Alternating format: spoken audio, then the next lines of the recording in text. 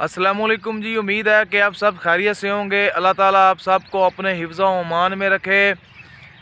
कोहड़ी का दर्द कोहड़ी का दर्द क्या होता है और इसकी तकलीफ़ क्या है और इसका इलाज आज आपके पेश नज़र कर रहा हूँ। इसका इस्तेमाल से कोहड़ी का दर्द ख्वाह कितनी भी शिद्दत का हो, मरीज़ दर्द से चलाए जा रहा हो, बर्दाश्त से बाहर हो, बाफ़ज़ल खुदा अल्लाह ताला की ज़ात के करम से एक ही खुराक से मरीज़ को कोहड़ी की दर्द से निजात मिल जाती है और मरीज़ सुकून व इत्मीनान का सांस लेता है। कोहड़ी का दर्द होता क्या है? कोहड़ी का दर्द जिसे पसलियों का दर्द कहते हैं, जो ऐसी जगह जहाँ सीने के ऐसे मुकाम पर पसलियाँ आपस में मिलती हैं या जितनियाँ भी जिस्म में पसलियाँ हैं, उसके दर्द को कोहड़ी का दर्द कहते हैं।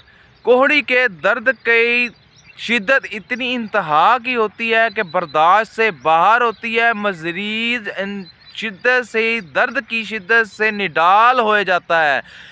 आज मैं जो नुस्खा पेश नज़र कर रहा हूँ, एक ही खुराक से, एक खुराक आपके ये कोहड़ी के दर्द यानी पसलियों के दर्द से चिल्लाते हुए मरीज़ को खिला दें। बाफ़ज़ल खुदा एक खुराक ही इसके लिए काफ़ी है। करना क्या है, आपने हीरा हींग लेनी है, आपने 2 माशे और 1 मनक्का। मनक्का किसे कहते हैं? मनक्का जो होता है बड़ा अंगूर होता है, जिसे मनक्का कहते हैं। दवा खाने या पिंसार स्टोर से बआसानी मिल जाता है। आप उन्हें कहें कि मनक्का दे दे, 50 रुपए के आप मनक्का ले लें और 50 रुपए की हीरा हींग ले लें।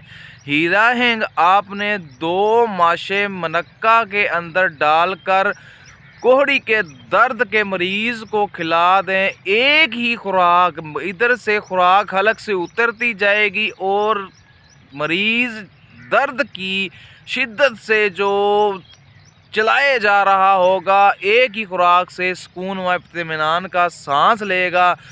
एक खुराक ही काफ़ी है इस मर्ज़ को, इस दर्द से छुटकारा हासिल करने के लिए। जहाँ पर आप मेडिसन का इस्तेमाल करा के मरीज़ को इस दर्द से निजात नहीं दे सकते, वहाँ पर ये बिजली सा असरअंदाज करती है। एक खुराक आप मरीज़ को दें और इस दर्द से निजात दिलाएं। मैं दोबारा खुराक रिपीट कर देता हूँ। हीरा हींग आपने लेनी है 2 माशे और आपने 1 मनक्का लेना है बड़े साइज़ का।